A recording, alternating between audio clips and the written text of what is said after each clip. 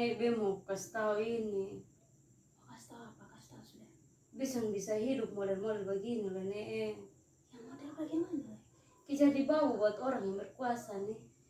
Kalau begitu tuh mau bagaimana lagi? Kita orang miskin, kita tidak punya apa-apa.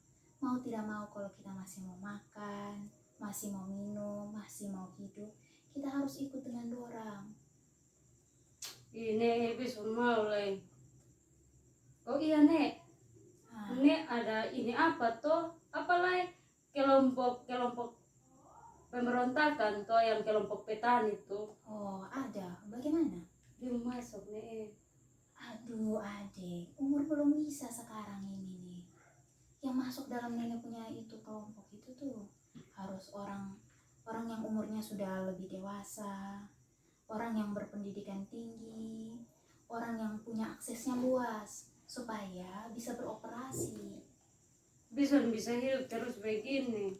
Yang ada kerja dengan ketakutan, dengan air mata. Bius. Semua hidup model begini lah. Be mau ada kesejahteraan, keadilan sosial yang pantas buat kita orang pribumi. Dan be mau ada gerakan pembalasan yang tidak adil selama ini Nek. Di video parodi saya menjelaskan isi buku mengenai tertulis dari sejarah rebelion Agikoya, Venter atau politik perut. Istilah politik perut ialah suatu bentuk pemberian atau janji menyuap seseorang baik supaya orang itu tidak menjalankan haknya. Pembelian bisa dilakukan menggunakan uang atau barang. Menandai budaya keserakahan paskolonial, negara bangsa akhir segera setelah para pemimpin petani menjadi mapan dan tokoh-tokoh kuat dalam politik arus utama. Dalam pembahasan buku ini mengenai rebelion Agbekoya menceritakan kisah narator remaja di Akanran, sebuah desa di Nigeria Barat yang merupakan salah satu epicentrum pemberontakan, di mana dia diasuh oleh kakeknya, Pasitor, seorang pendeta Kristen yang bekerja dekat dengan para petani pemberontak dan memiliki peran utama dalam gerakan Agbekoya.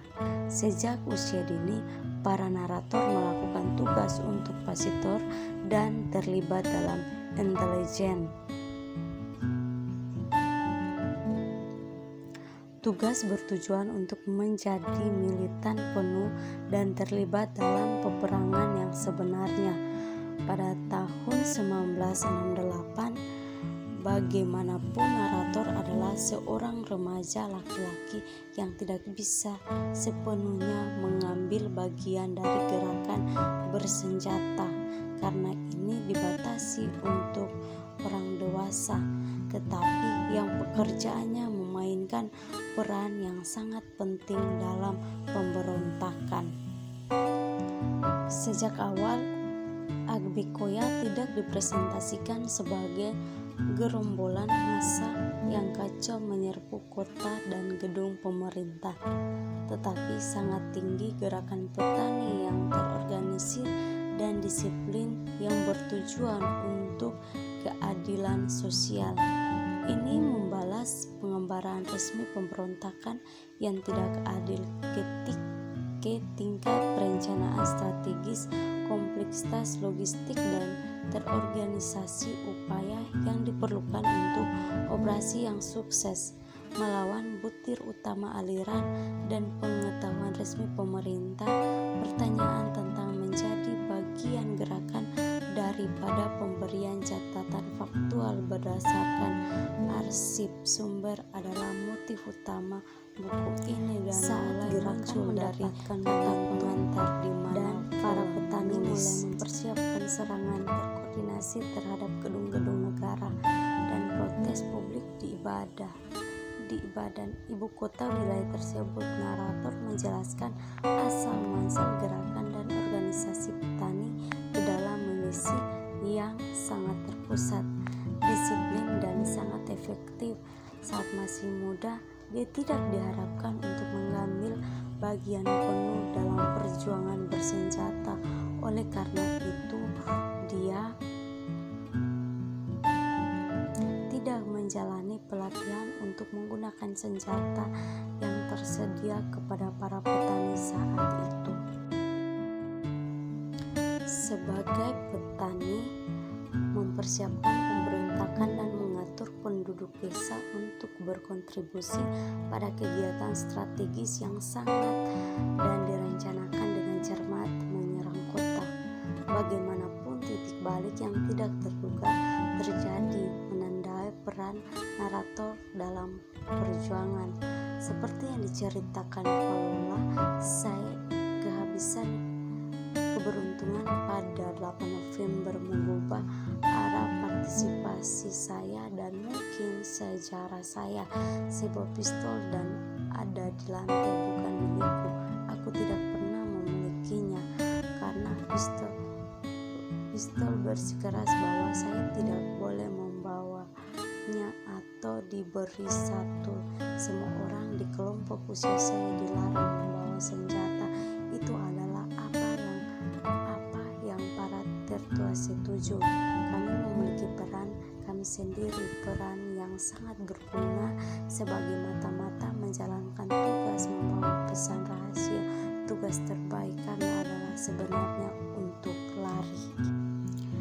Peripetia melibatkan dalam keadaan ini peristiwa yang sangat tidak menguntungkan yang menjadi tanggung jawab narator, dan saat dia menulis sesuatu itu akan mengubah arah partisipasinya dan sejarahnya dalam gerak menjadi penulis sejarah Agikoya.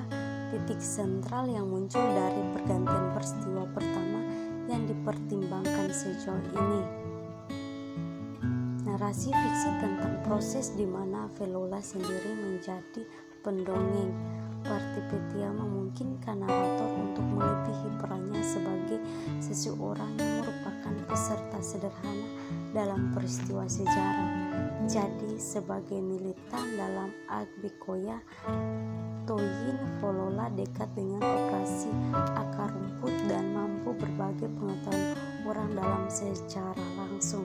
Tapi fakta ditolak oleh kelompok bersenjata juga membuka dimensi sejarah yang lain, tingkat temporal, yaitu tingkat representasi naratif itu sendiri, ditandai dengan berubahnya anak muda dari militan menjadi penulis sejarah.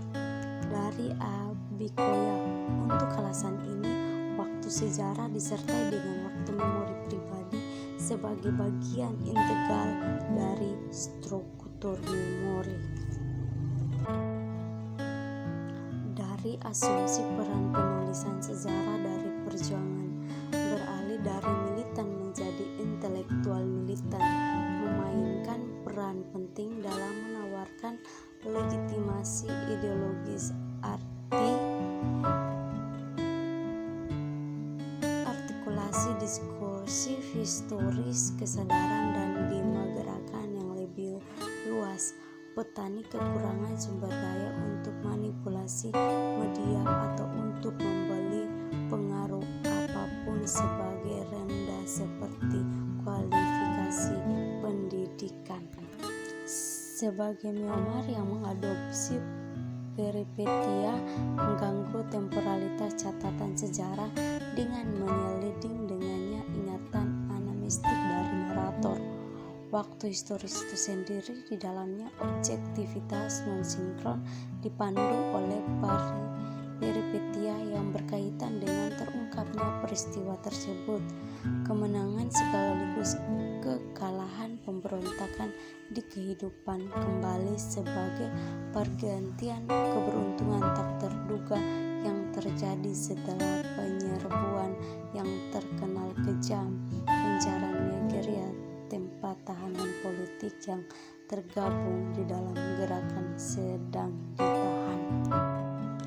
Setelah kebuntuan yang tampaknya tidak terpecahkan dan meningkat kekerasan pemerintah terhadap para pemberontak, narator melaporkan sebuah pergantian keberuntungan yang tak terduga pada pertengahan Oktober.